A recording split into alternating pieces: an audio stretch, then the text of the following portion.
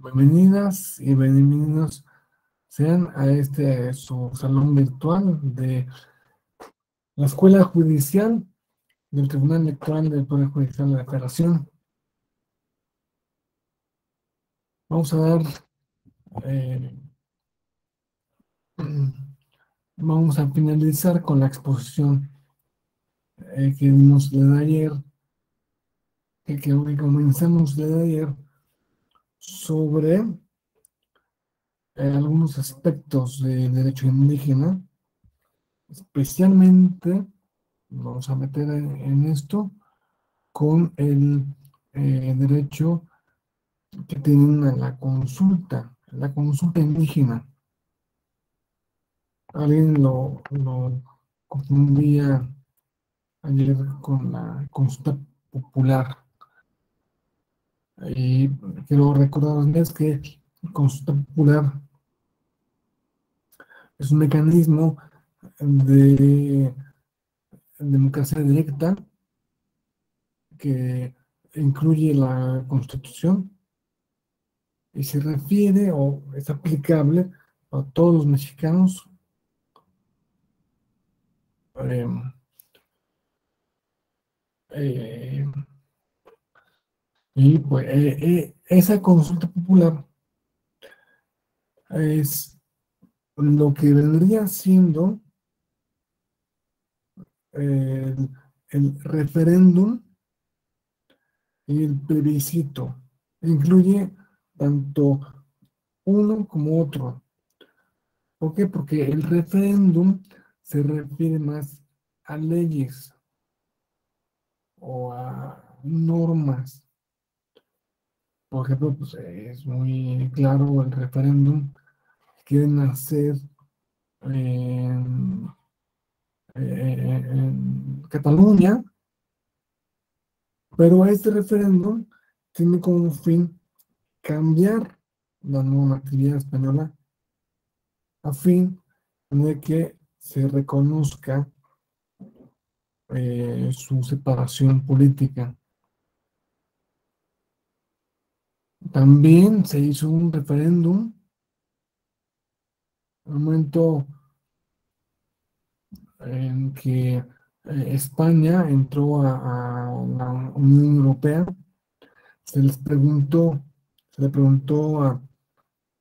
al soberano, al pueblo, si deseaban entrar en la Unión Europea o no. Y pues claramente respondieron mayoritariamente que sí. Igualmente se hizo un referéndum para ver eh, si querían entrar en la OTAN. Y todos son cambios de leyes. En cambio, el plebiscito es algo más administrativo. ¿Quieren que construyamos un puente aquí? ¿Sí o no? Es un plebiscito. Bueno, tanto el plebiscito como el referéndum se conjuntan en nuestro ordenamiento constitucional en lo que se llama consulta popular. Pero eso es aplicable a todos los mexicanos, mexicanas y mexicanos. En cambio, la consulta indígena es una, eh, un mecanismo eh, que ustedes me ayudarán, ya con esta distinción que hicimos entre el plebiscito y el referéndum. Plebiscito, insisto, para cuestiones administrativas y referéndum para cuestiones legales. Si la consulta indígena tiene la naturaleza de plebiscito o de referéndum.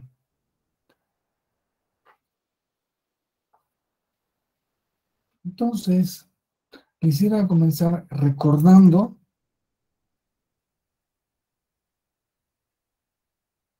un punto muy especial.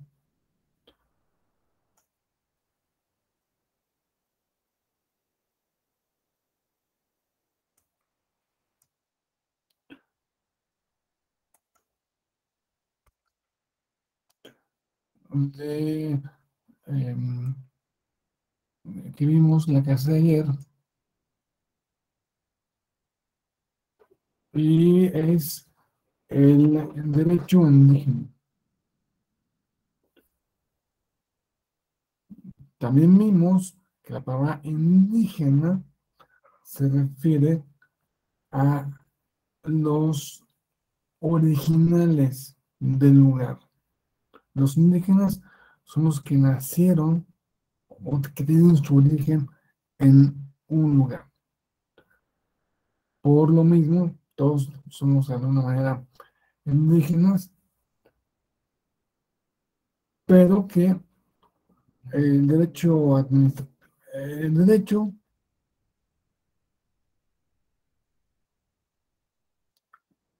si pueden ver la presentación, por favor. A ver si alguien me confirma, si la pueden ver.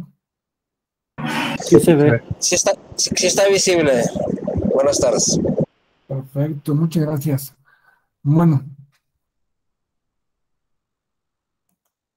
esto es lo que entenderíamos como el derecho indígena o el conjunto de normas que regulan la actividad de los pueblos, comunidades y personas indígenas. Primero están los mecanismos estatales internacionales. Sobre todo, me voy a referir a lo que a lo que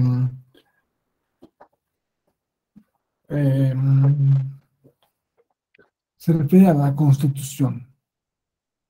La Constitución tiene un largo artículo, el artículo 2, donde se establecen unas directivas para los pueblos indígenas, directivas que en principio los igualan al resto de la población, no podía ser de otra manera. En segundo lugar, les reconocen autonomía y pues cierto nivel de autogestión.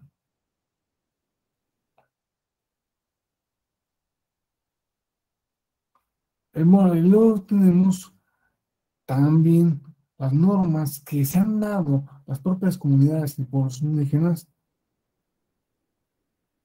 para su propia defensa, para su propia protección. Y pues no podemos olvidar, y de modo muy importante, es el derecho internacional. Ya vamos a ver qué importancia tiene el derecho internacional. Por supuesto también que se podrán añadir a la regulación, la regulación indígena, en lo que se refiere a las constituciones de los estados con gran presencia indígena. Por ejemplo, pues, Oaxaca, Guerrero, Hidalgo, Veracruz, tienen un especial apartado en sus propias constituciones para hablar del reconocimiento de los derechos de las comunidades indígenas.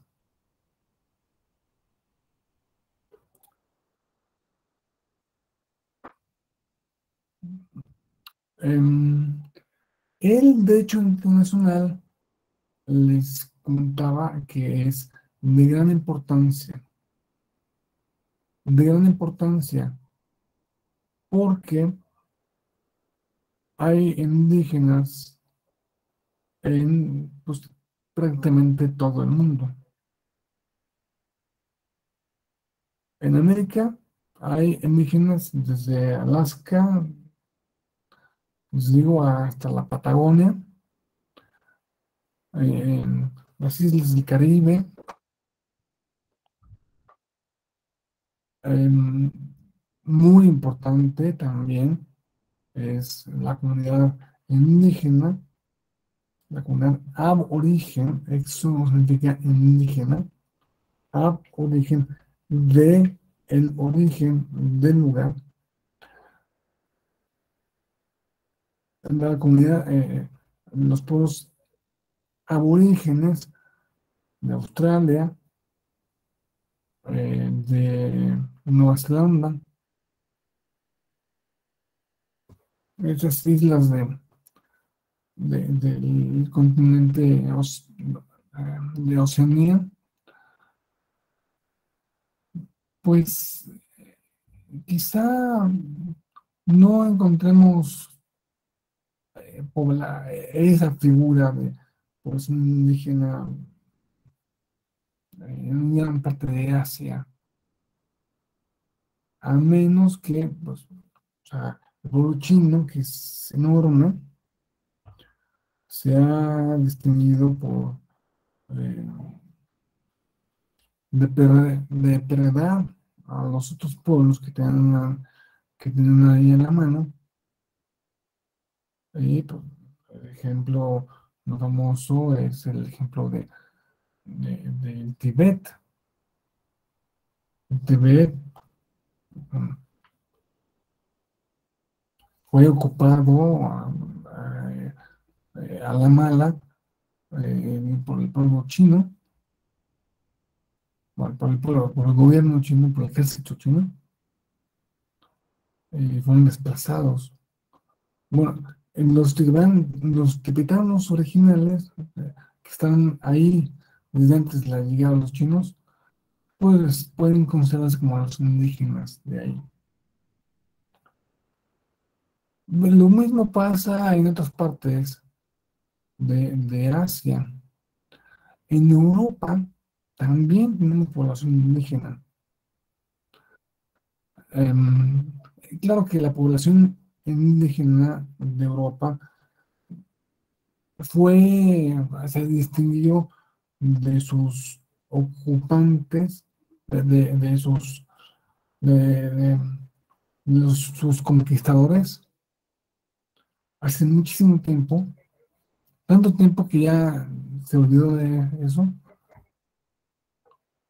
y tenemos eh, un país como Italia que eh, simplemente eh, tenía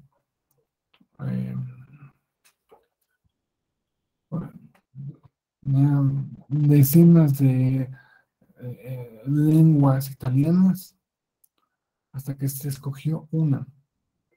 El italiano que todos conocemos, sabemos que se habla en Italia, es el italiano que se habla en Toscana. Lo eligieron porque ese italiano era el que mayor número de obras de arte, de literatura tenía. Ahí, en ese italiano, se había escrito pues, todo lo de Dante Alighieri, y la mayor parte de la producción literaria italiana antes de la unificación, porque es la unificación y la imposición de un idioma común para toda la península fue bastante reciente, es del siglo XIX. Pero antes,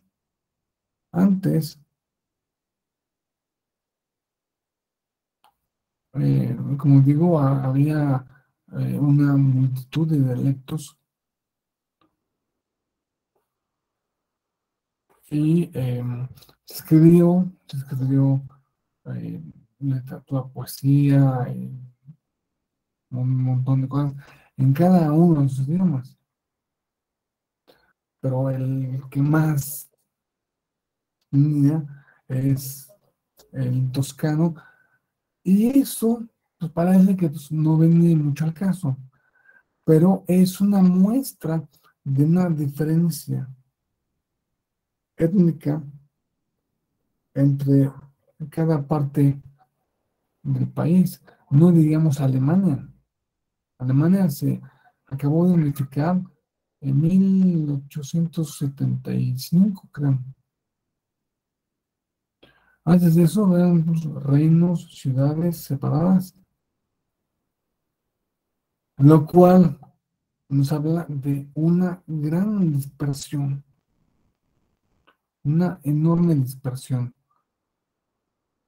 étnica, cultural, religiosa, incluso también entre los diferentes partes de los pueblos europeos. Ahora tenemos los ejemplos de América. América, cuando llegó el europeo a América, llegó con el ideal renacentista de crear un nuevo mundo. Todo lo que no servía en Europa, aquí sí va a servir. Y pues hicieron lo que hicieron, muy distinta a la ocupación española y portuguesa, a la ocupación francesa, a la ocupación inglesa, y pues vamos a ver que llegaron a un continente lleno de gente, lleno de gente. No había tanta gente como hay ahora, pero sí muchísima.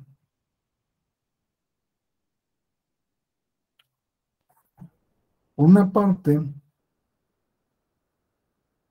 las, la, la, el componente portugués, español, se mezcló con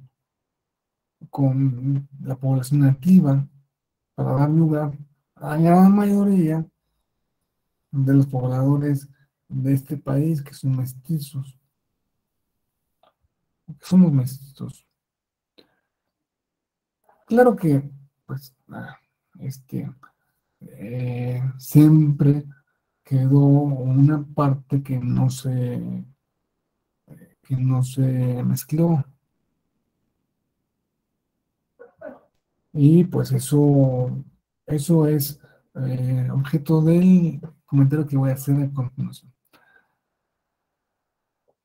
Bueno, los ingleses y franceses que llegaron, sobre todo a América del Norte, ellos venían con un plan muy diferente. Originalmente venían huyendo de, de las imposiciones de la iglesia anglicana. La iglesia anglicana, cuando se creó por Enrique VIII, eh, dio lugar a otras confesiones, también otras religiones, una de las cuales, muy importante, es la de los puritanos. Los puritanos se quejaban se quejaban mucho de los anglicanos porque decían que no se habían totalmente separado de la Iglesia Católica, que seguían usando o siguen usando las mismas vestimentas, los mismos ritos, todo lo mismo que la Iglesia Católica. Es más, la Iglesia Católica reconoce a la Iglesia Anglicana como una iglesia en la que no se perdió la, la línea apostólica, pero ese es un tema diferente. Bueno, y gran parte, los primeros que vinieron fueron puritanos que se quejaban de la imposición de los anglicanos, vinieron aquí, bueno, allá, a Estados Unidos, bueno, a lo que ahora Estados Unidos. Antes, o sea, llegaba un barco, el Mayflower, este, llegó con, que quieren, 200 personas, ya, estos fueron los primeros. Y luego vinieron otros muchos miles de ingleses, de escoceses, de irlandeses, de población de Alemania, de Francia, de Escandinavia. Se formó digamos, la gran parte de, la mayor parte de la población étnica de lo que ahora es Estados Unidos. Pero cuando llegaron, no estaba vacío el territorio, no estaba vacío. Igual lo colonizaban porque tampoco los indígenas de ese momento tenían ciudades, eran nómadas. No les costó demasiado esfuerzo simplemente o matarlos o arrinconarlos, o echarlos para allá, ¿no? Ponerlos en una reservación, y ahí a que vivan, si pueden vivir, ¿no? Cosa muy diferente a lo que hicieron los españoles aquí. Hay menos que gran parte de la población indígena murió por epidemias. ¿Quién sabe cómo sería este país si no hubiera habido epidemias? Muy diferente. A lo mejor ni siquiera estaríamos aquí presentes. Seguramente no.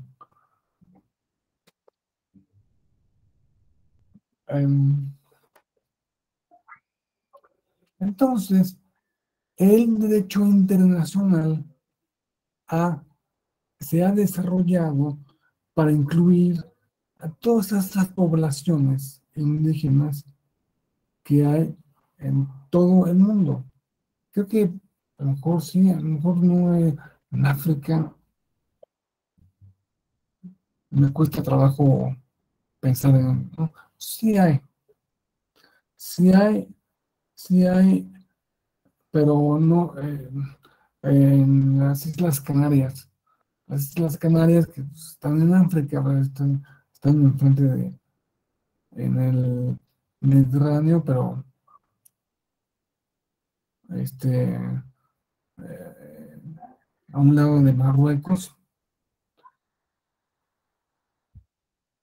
donde los españoles llegaron hace mucho tiempo, ocuparon todas las islas y la población indígena que estaba ahí se tuvo que mezclar o adaptar de alguna forma a los nuevos ocupantes. Pero esto es la historia de la humanidad. Esa es la historia. Así fue en España, por ejemplo. España fue ocupada por fenicios, por griegos, por romanos, por alemanes, por los godos, por árabes, por judíos. Es una mezcla, una ensalada de de todo el mundo, de gente de todo el Mediterráneo.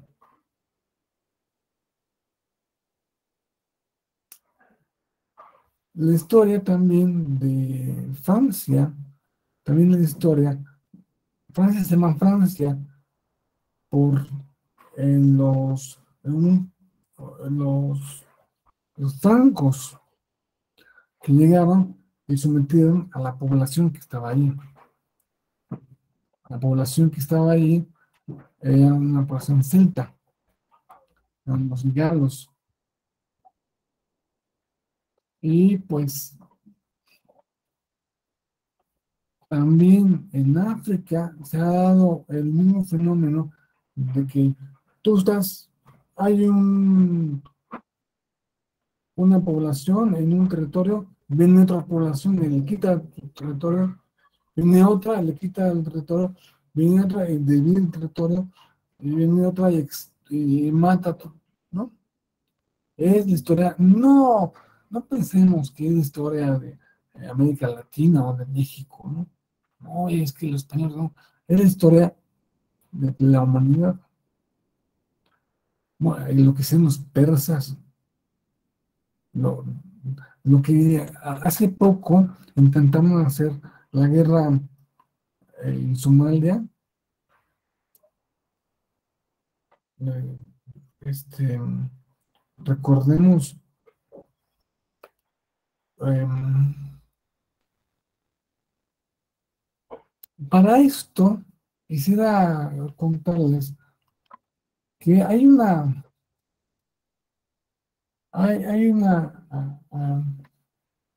teoría equivocada, por supuesto,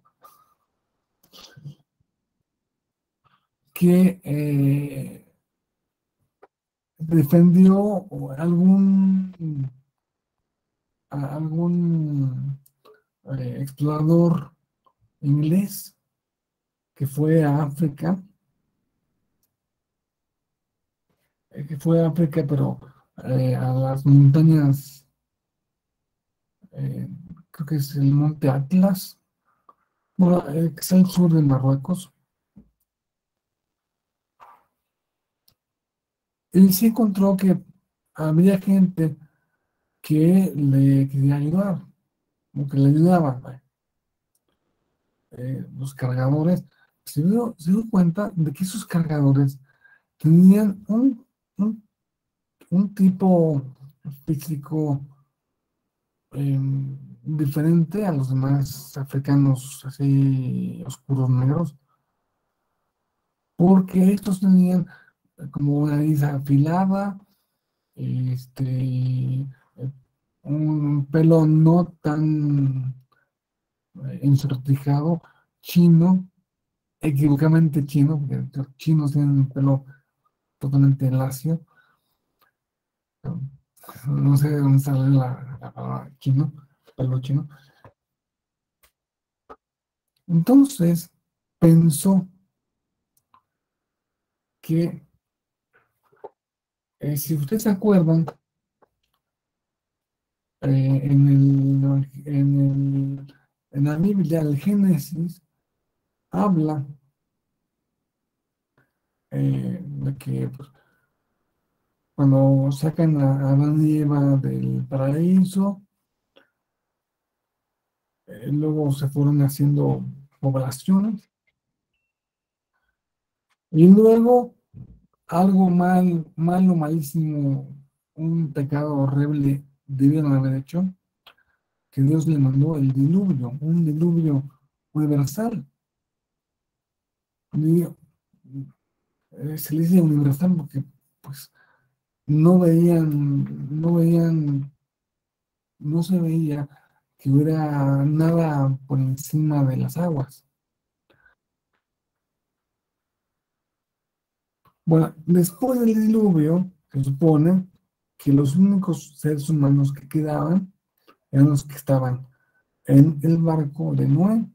Noé y sus hijos. Bueno, que según esto, unos se fueron para em, África, otros se fueron para el Oriente, Ellos todos se fueron para el norte. Entonces, los del norte son los que eh, acabaron siendo los blancos, o europeos blancos. Los del oriente, los que terminaron siendo los semitas, que ahora son los judíos, los árabes, y los otros eran los que se fueron al sur, terminaron siendo los de raza negra. Entonces, pensó ese explorador que alguien de los que se fueron al norte, que los que fueron europeos, se había regresado por algún motivo, se había internado en África. Y pues de ahí vienen los estos eh, esas gentes que son de raza negra, pero no son iguales a los otros. Él creía encontrar a alguien parecido a él, a otro europeo, pero se equivocaba, no había encontrado a otro europeo, había encontrado a un africano que había estado ahí en África desde siempre.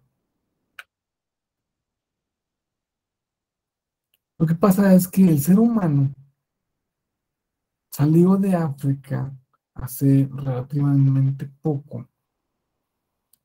Por la mayor parte del tiempo de existencia del ser humano,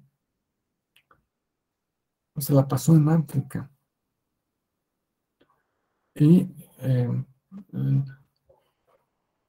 se ha encontrado los primeros restos de lo que anatómicamente es igual al ser humano actual en África hace 200.000 años. 200.000 años. Bueno, esa gente se fue a todas partes de África, a todas partes de África, y, y por eso se adaptaron a cada uno de los microclimas que tiene el continente y fueron evolucionando de una manera eh, diferente, de modo que los que salieron, o los que salimos, nuestros antepasados que salieron, fue una pequeña población que ocupó obviamente todo el mundo, ¿no? Bueno, pero estos africanos que se quedan en África presentan muchas variaciones genéticas entre sí. Bueno, ya sabemos que las variaciones genéticas entre seres humanos son mínimas, pero eh, en variaciones genéticas de los pigmeos a estos que son altísimos, variaciones en el rostro también, en fin, o sea, confundió ese explorador a un africano con un europeo, que no es el caso. Y luego se supo que finalmente pues, es una mentira eso, que esa suposición que incluso se presentó en otras partes del mundo, se presentó en Japón, o sea, exploradores que iban y se encontraban con gente que se parecía a ellos. O sea, ay, este es otro europeo, pero no es otro europeo. Esa teoría en todo el mundo ya se descartó como una teoría religiosa malentendida,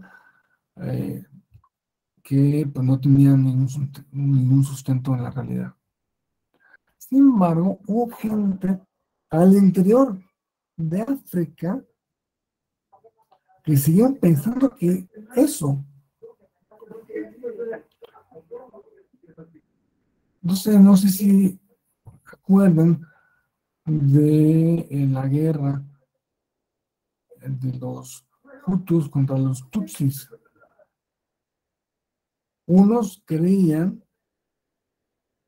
que los otros habían llegado de Europa, que no eran originales de ahí, y que por lo tanto había que exterminarlos. Así es, aunque si viendo a un Hutu y a un Tutsi, pues, físicamente no encuentras ninguna distinción. A lo mejor ellos sí medían alguna micro distinción, ¿no? O sea, ¿qué tan diferente es la gente de Puebla de la gente de Querétaro? Bueno, en promedio son iguales, ¿no? Bueno, eso es una, una muestra de que no solo de que la imaginación está loca de la casa de que hablaba Santa Teresa es, es tremenda, tremenda cuando nos obliga, cuando nos encamina a hacer cosas irracionales.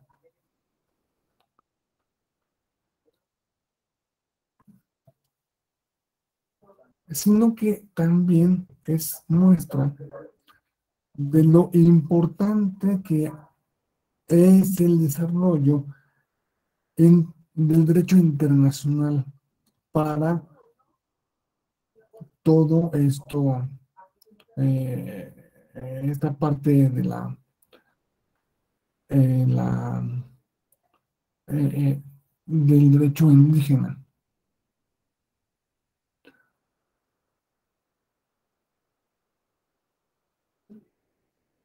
Vimos también que lo principal era el derecho a la justicia. Las personas indígenas a una justicia, lo cual se divide en dos partes: en mi justicia, la justicia de los propios pueblos, la justicia tradicional, y en caso de que no sea suficiente, el derecho de acceso a la justicia del Estado,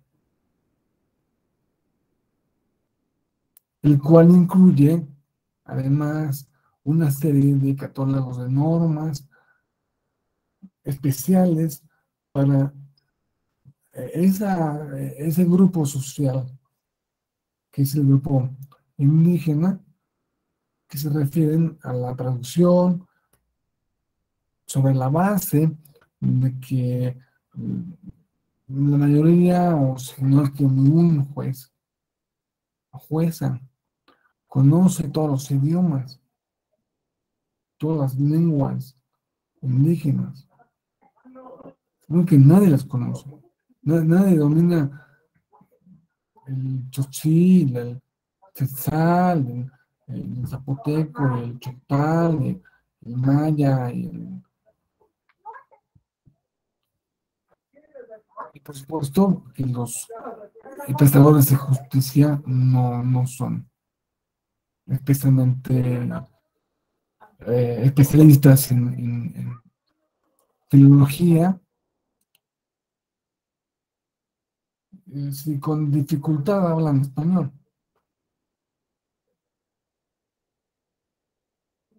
O si hay que enseñarles cómo hay que especificarles cómo se formulan bien las palabras a la hora de de formular sus sentencias. Entonces, se supone que como un indígena, ah, hacemos en un otomí, que hablan otomí, ¿qué quieren? 25,000 personas. Bueno, los otomíes,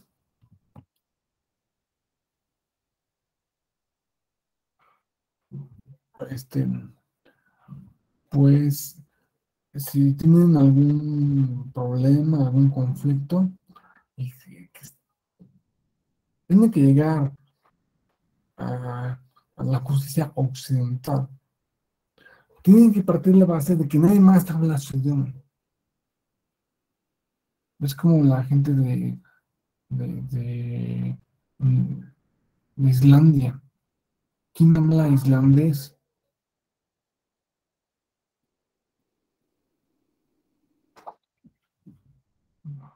Es uno de los idiomas destinados a...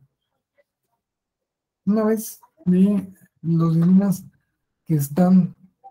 ¿Cuál es el futuro de los idiomas?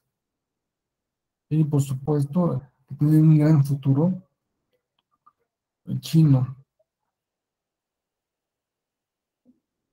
el inglés y el español. Son los idiomas que tienen más futuro. Todos los demás, quizá un parte del portugués, pero quizá un parte del francés. Pero en Quebec, que hablan francés, todos los eh, habitantes de Quebec que hablan francés aprenden a hablar inglés. O sea, tú puedes ir, tú aprendes a hablar inglés y puedes estar en todas partes de Canadá. No hace falta que hables francés cuando llegues a la capital de Quebec. A lo mejor sí, si te vas a Haití, ¿no? Pues en Haití, pero pues Haití, ahí sí no conozco la realidad social de Haití, ¿no? Es muy importante el derecho a la traducción. Muy importante es el derecho a la conservación de las lenguas, porque cada lenguaje contiene una riqueza cultural enorme. Esto es,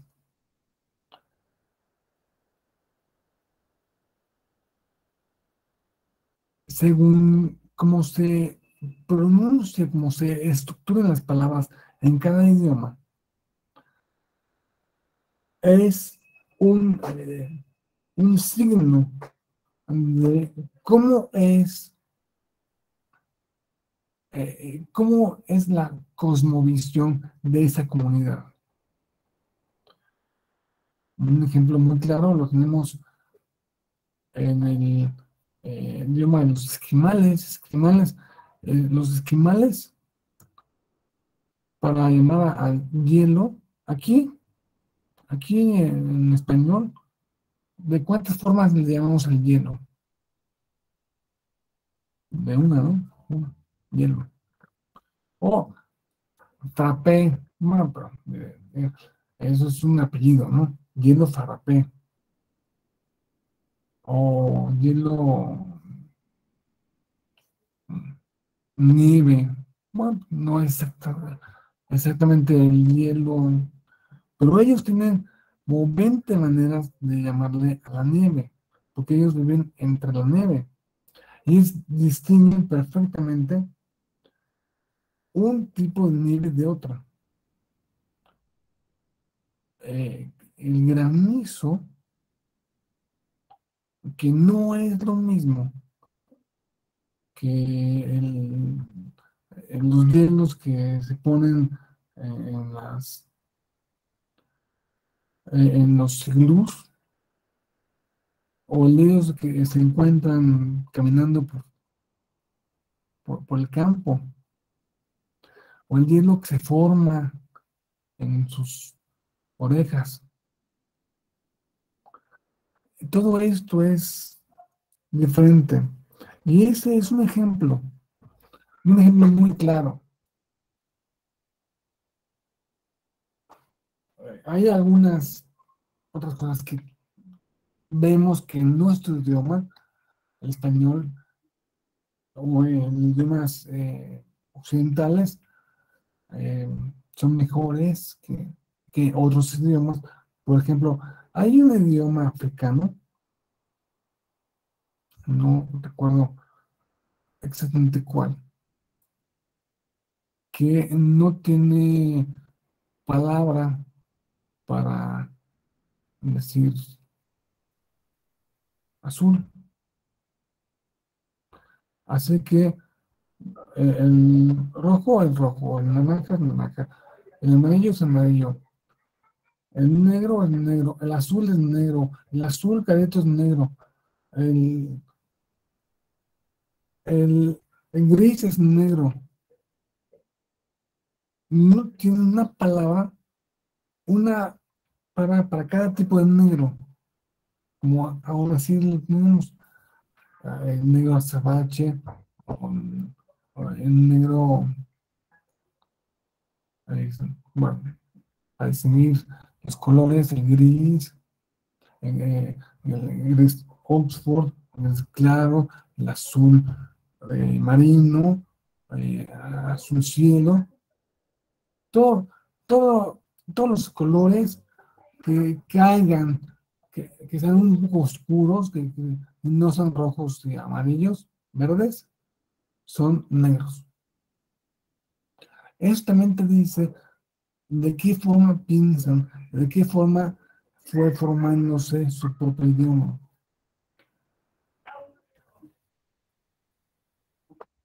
Cada idioma tiene la impronta de la gente que lo ha hablado durante siglos. De manera que, de manera que cuando se pierde un idioma, se pierde toda la cosmovisión, se pierde toda la manera de ver, se pierde toda la realidad, se pierde todo un contacto de un grupo de gente con la realidad, de cómo se interpretó la realidad, de cómo le pusieron nombre a esa realidad, de cómo conceptúan ellos lo importante o lo no importante. Por ejemplo, aquí en castellano, en los idiomas indoeuropeos, tenemos la palabra ser. Y pues la palabra ser eh, es algo, una palabra separada, es un verbo separado. Se aplica a cualquier cosa, ¿no? Este, em, el, el hermano es em,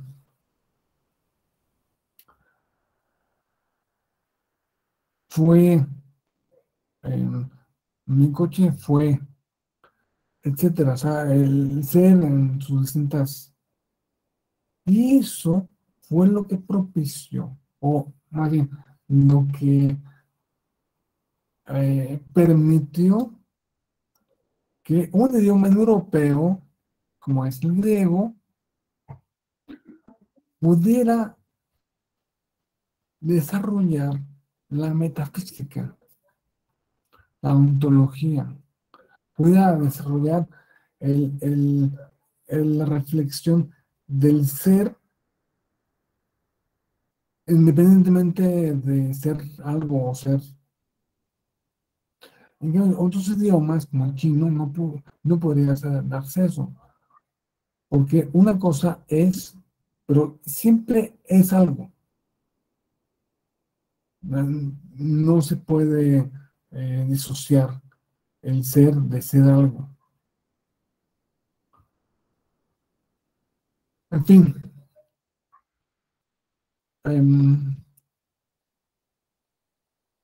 la no discriminación es una manera especial de la no discriminación que, que, que estatuye nuestro artículo primero de la Constitución.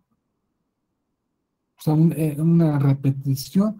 Incluso el artículo primero habla, se prohíbe la discriminación por motivos étnicos, por motivos, por cualquier motivo, por motivo de que sea, no, que tú eres este, maya o tú eres, entonces, por eso tienes menos derechos que el otro. No se puede eso.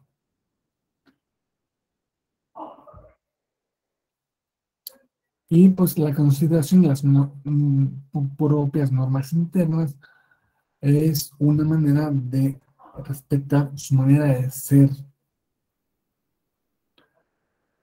Porque yo les pregunto,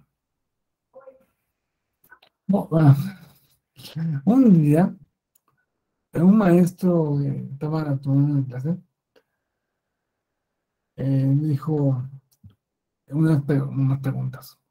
Oiga, fulanita, si a usted le cortan el brazo, ¿usted es usted?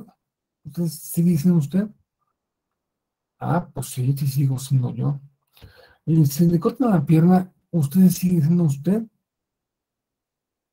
Pues sí, sigo siendo yo. Sin pierna y sin brazo, pero sigo siendo yo. Y si le cortan todo, ¿no? Sigue siendo usted. Sí. Y si le cambian el sexo, sigue siendo usted. Sí, esa chica que no me acuerdo el nombre, supongamos que se llamara Eugenia, si se llamara Eugenia, seguiría siendo ella. No, ahí sí no seguiría siendo yo. Dejaría de ser yo si no fuera mujer. Lo muy importante para el asunto de género, que el reconocimiento de los asuntos de género es el reconocimiento de la propia persona, el propio ser interno de la persona. Y lo igual lo podríamos aplicar con la,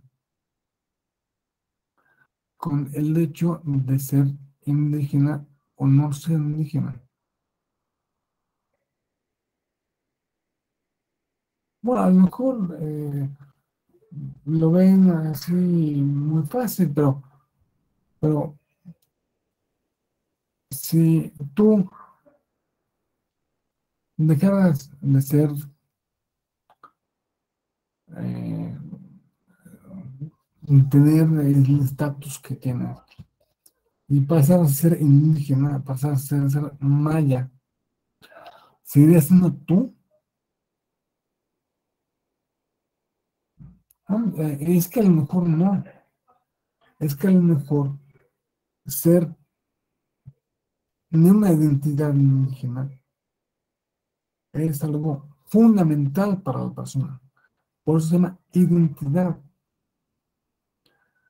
Es el reconocimiento de quién eres. Sí.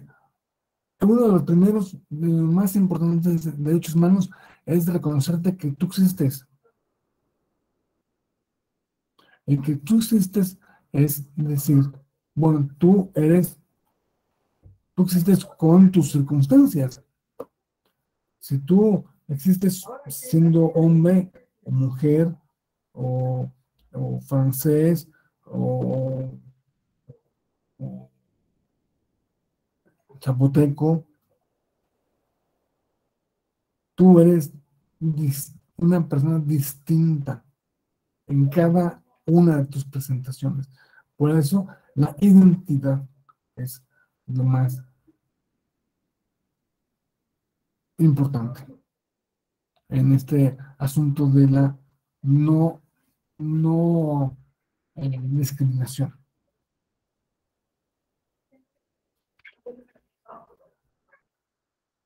Vamos a pasar a ver el artículo internacional, el tratado internacional más importante que se refiere a los pueblos y comunidades indígenas, que me parece que lo vimos ayer, y es el convenio 169 de la OIT sobre derechos indígenas y pueblos tribales de 1989.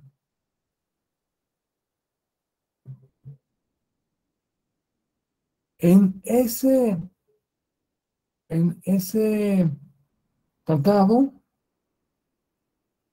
que no se llama tratado, se llama algo así como acuerdo, se habla del derecho a la consulta. El derecho a la consulta también proviene, es fruto de los acuerdos de San Andrés Larraínzar, que quedan plasmados en el artículo 2 de la Constitución. Y pues debemos tener, aquí me gustaría hacer una pausa de unos 3 minutos.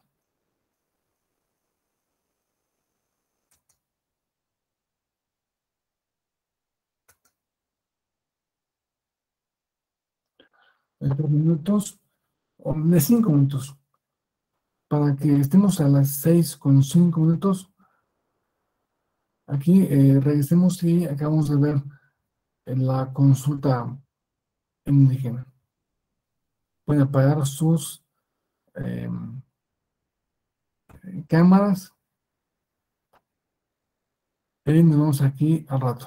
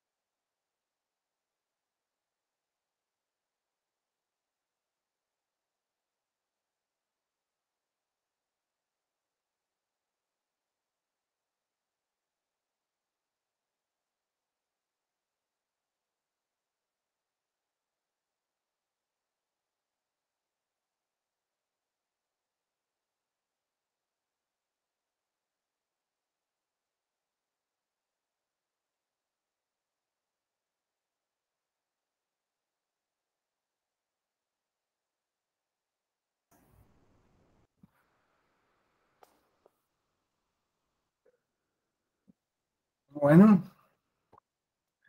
ya estamos otra vez de regreso. Me gustaría que analicemos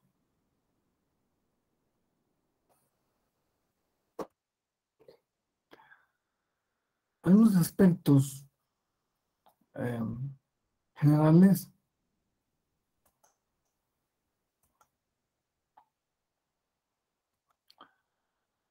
sobre la consulta indígena.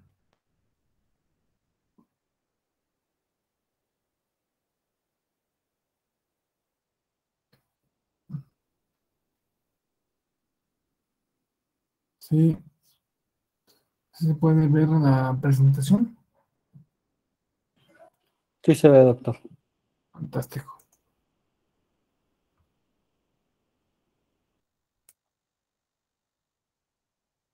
Debemos entenderla como una garantía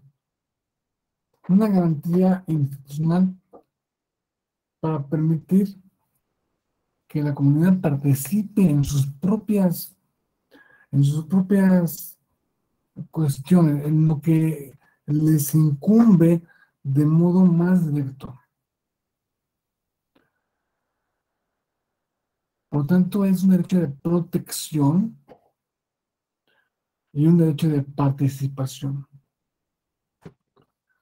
Es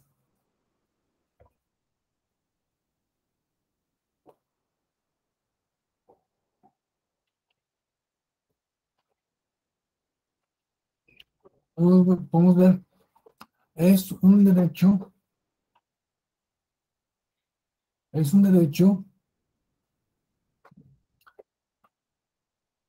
que, que significa una manera de una manera, un mecanismo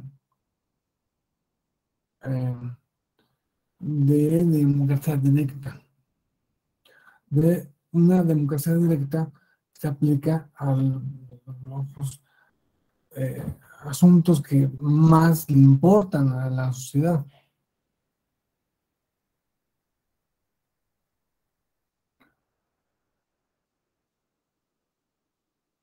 Este, a su comunidad.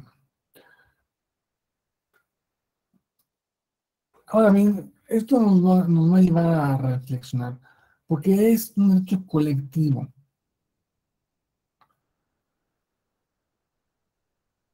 O sea, que supone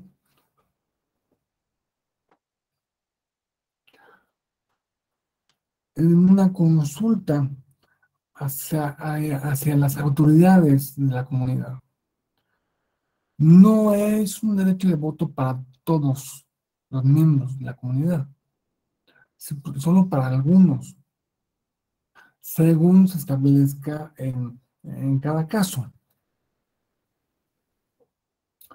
a menos de que se haya algún evento donde se justifique y se decida eh, llevar a cabo una consulta universal. Este,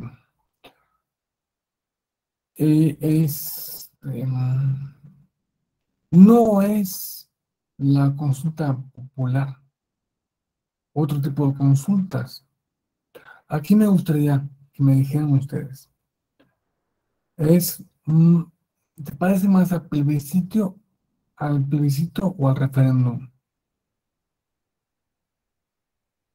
No sé si alguien tenga... Bueno, vamos a terminar de ver esto y al final vamos a discutir.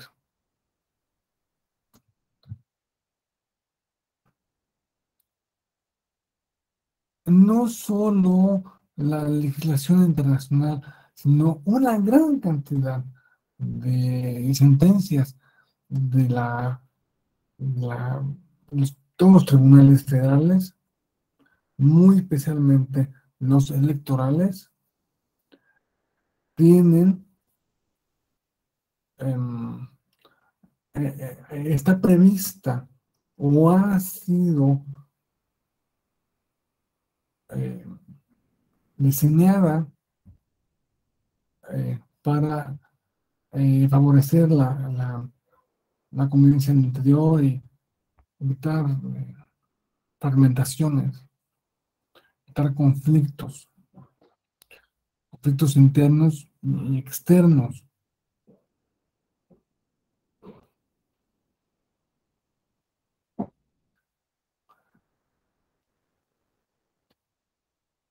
De modo que, de modo que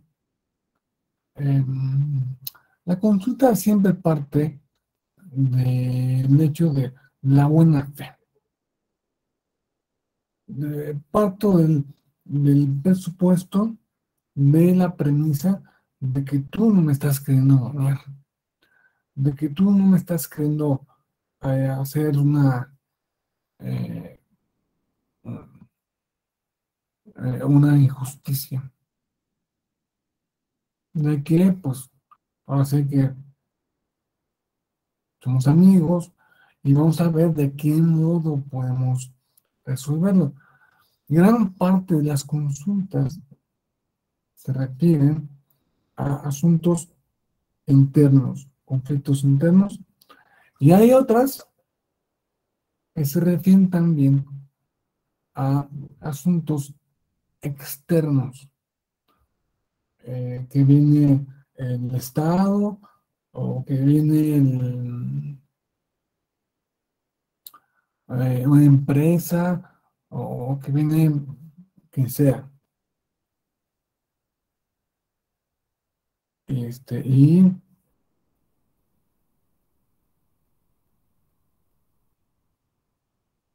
em, intenta hacer algo en ese territorio, por ejemplo. O intenta aprovecharse de los recursos de ese territorio de alguna forma.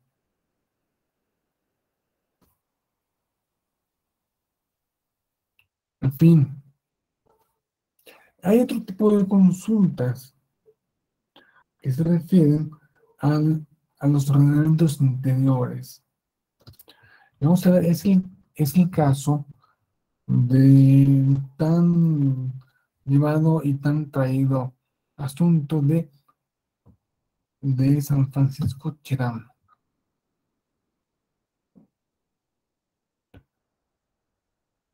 Unos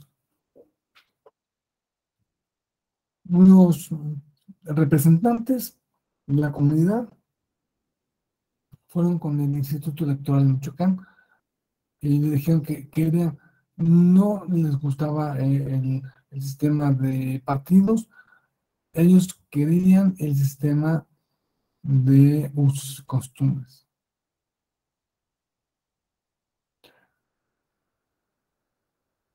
El sistema de partidos es el que establecía la constitución local. Entonces, ¿qué pasó?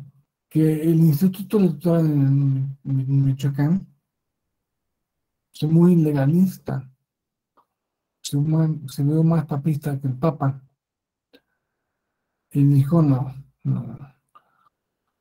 tengo ninguna norma que me permita hacer eso, que me permita exentarte a ti el sistema de partidos. Así que debes seguir valiéndote del sistema de partidos. Aparte de que no hay ninguna norma, no hay ningún mecanismo que me permita o que incluso le permita a la legislatura del Estado hacer que este municipio cambie de régimen electoral. Entonces, bueno, el asunto finalmente llegó hasta la sala superior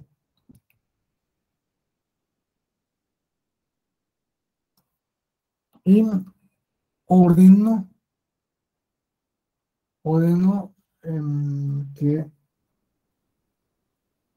que aunque no tuviera una ley secundaria específica de que dispusiera eso,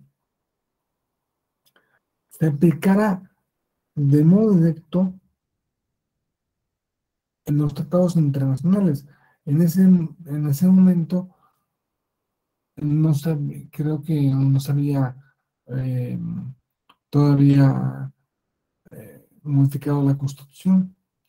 Se aplicó directamente el Tratado 169 de la OIT, que habla de la consulta popular, no, consulta indígena.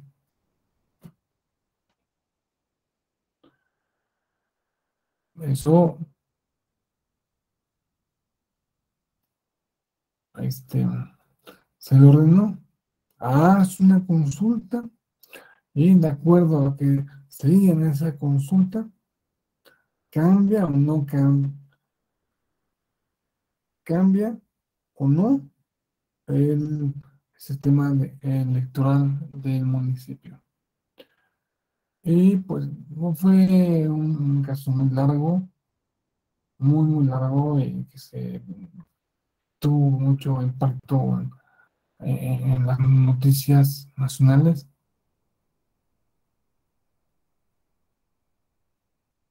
eh, pero eso es una de tantas cosas que ha hecho el Tribunal Electoral en beneficio de las comunidades indígenas. El, este asunto de garantizar el derecho de consulta.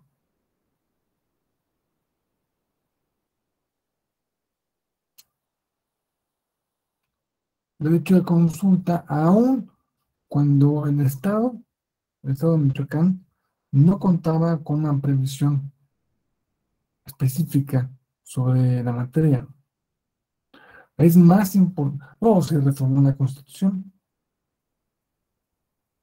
Ya con la Constitución, bueno, se aplica directamente la Constitución y se aplican directamente los tratados internacionales. Y esto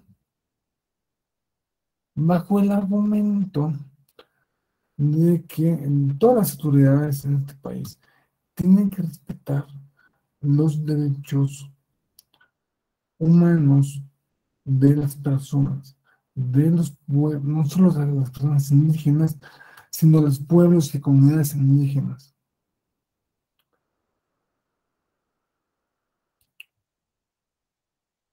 En específico, em, las comunidades tienen derecho a la libre determinación, tienen derecho a la identidad. Se les reconoce como unos entes de derechos humanos. Yo les hacía la comparación ayer con una SASB. La SASB propiamente no es ni derechos humanos. Sí puede ir a tribunales, sí, pero no para proteger sus derechos humanos.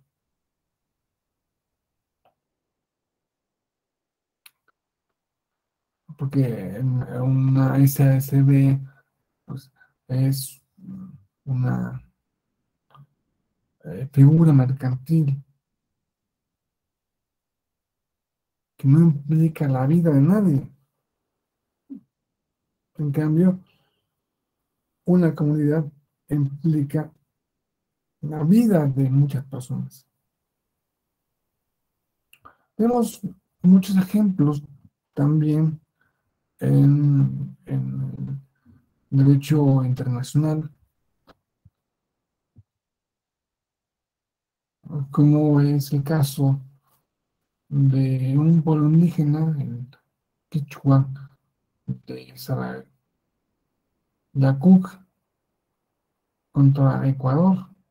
Es el caso más típico.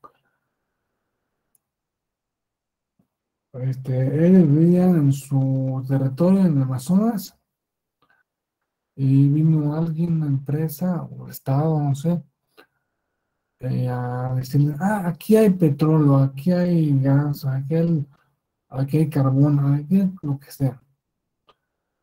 Hazte para allá que voy a sacar el hidrocarburo.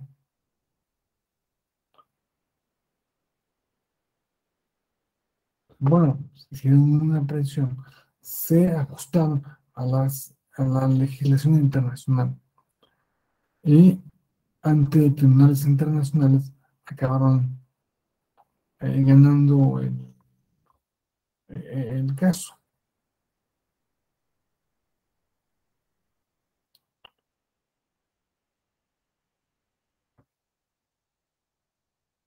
Bueno, y lo que se queja esa comunidad es que la empresa eh,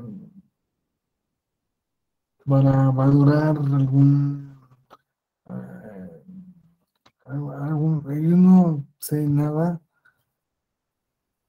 Hay un presidente de un país que yo conozco que dice que sacar petróleo es muy fácil. Solo es cosa de hacer un hoyito, ¿sí? Y sacas petróleo. Bueno,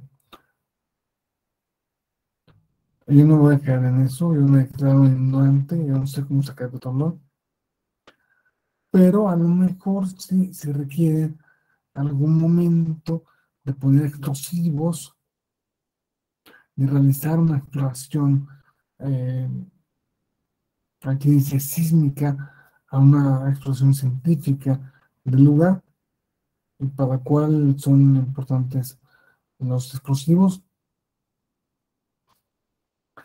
Y este, dicen que todavía están esos explosivos en ese lugar, ¿no? Con lo cual, pues a lo mejor no fueron a hacer su extracción de petróleo o de gas, pero sí les fastidiaron porque pues, tenían el explosivo giratorio. Es algo básicamente igual, ¿no? Entonces, ese asunto todavía está en marcha y esperemos que se resuelva de la mejor manera para este pueblo indígena. Me gustaría hacer una reflexión sobre la importancia que tiene vivir en un país pluricultural. Como es lo que dice el artículo 2 de la Constitución, que vivimos en un país que México es una nación pluricultural. Eso de pluricultural, pues como que es, ¿no?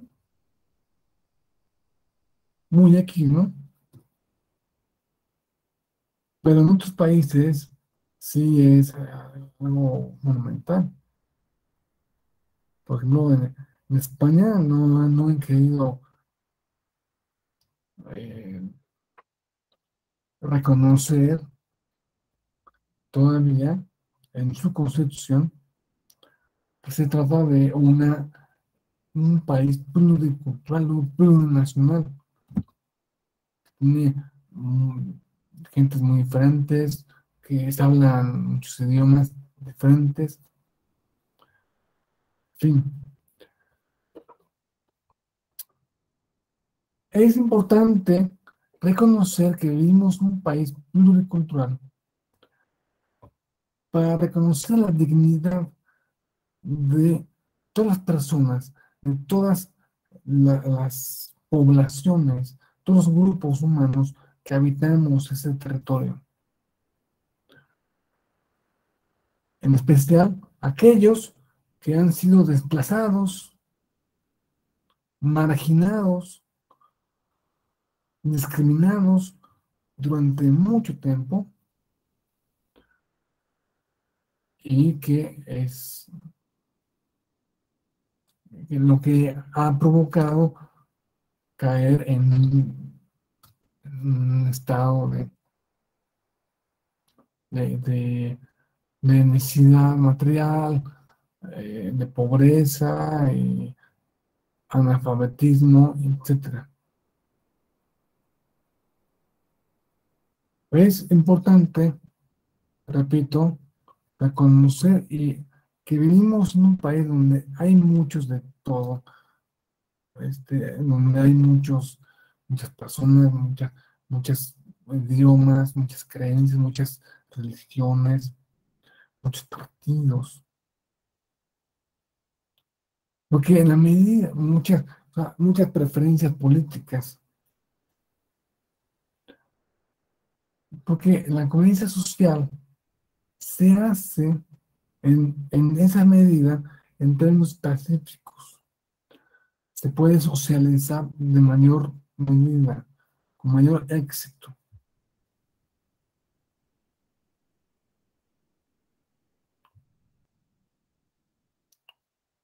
Vivir en una nación pluricultural significa que si una cultura es un patrimonio, un cierto patrimonio cultural, vaya la expresión. Vivir en un país con muchas culturas es vivir en un país con muchos patrimonios, donde se puede aprovechar de mucho en gastronomía, en arte, en poesía, en, en la vida misma. Se enriquece cuando son muchos, porque si fuera uno solo, una sola cultura, o alguien quiere, por ejemplo, que quede una sola cultura en un país, pues no, o sea, no tiene ningún sentido. Es renunciar. O sea, tú tienes una biblioteca con 1000 libros. Dices, de estos me gustan 8 y solamente leo esos 8. Estás perdiendo los otros 992, que a lo mejor dicen cosas muy interesantes, más interesantes que los 8 que lees. Es una ampliación cultural que no debemos soslayar. Y los juzgadores, las maquinarias que se dedican a la impartición de justicia, deben garantizar esos derechos y también deben hacer posible la transformación de una sociedad eh, unitaria a una sociedad múltiple. Y eso es la mejor manera de resolver nuestros conflictos. La mejor manera de llevar una convivencia social entre muchos.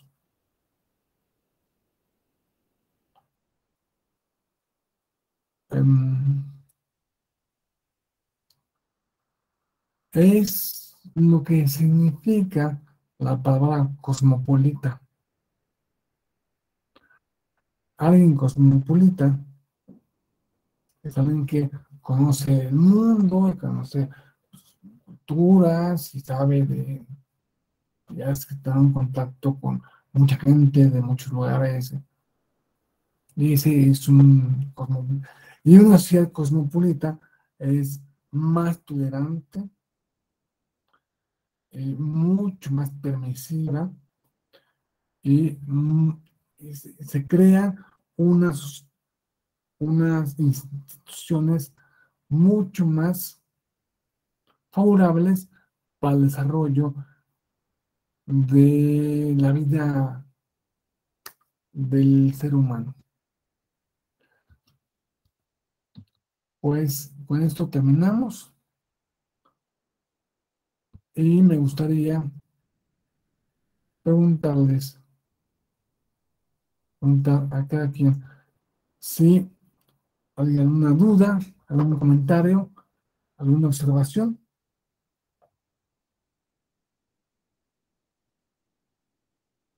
sobre este particular.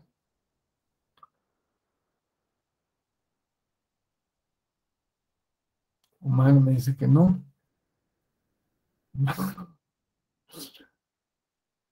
Bueno, no sé si Omar habla en representación de los demás. Pues por lo que puedo ver, Martín, muy bien. Adelante, Martín.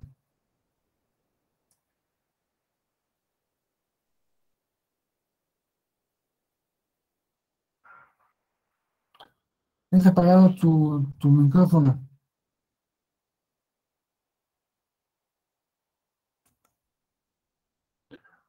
Tu micrófono está apagado.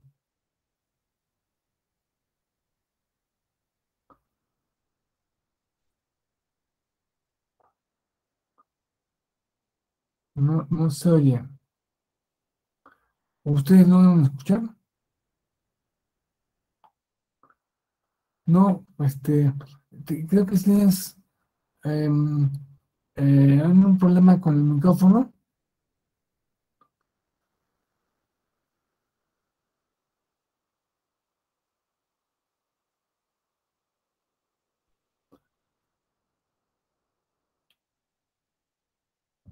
Bueno, en lo que se resuelve en lo que se resuelve el problema en este micrófono, les voy a preguntar si la consulta indígena se parece más a un referéndum a un plebiscito.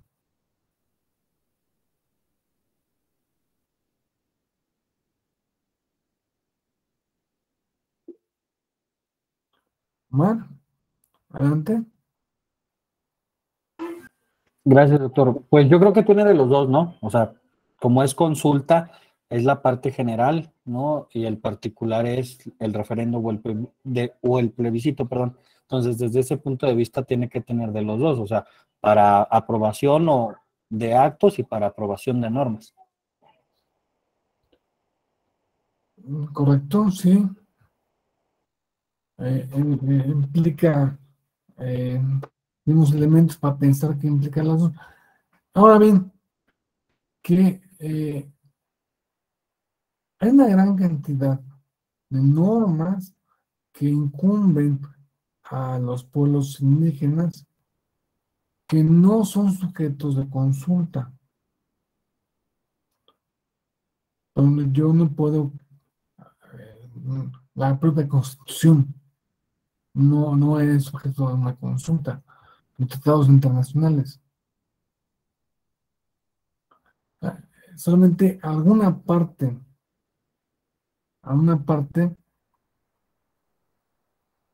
de su propia normativa. En ese sentido, se parecería a un referéndum y por lo que se refiere al caso que vimos en Ecuador, que vinieron a ocupar su tierra para extraer un mineral, pues eso también se puede decir que es, parece más bien a un plebiscito.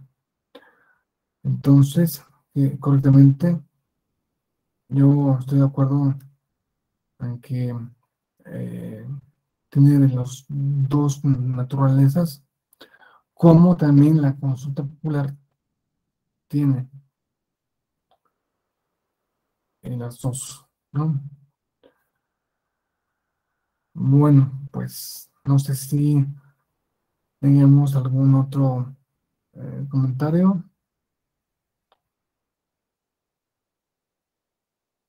En ese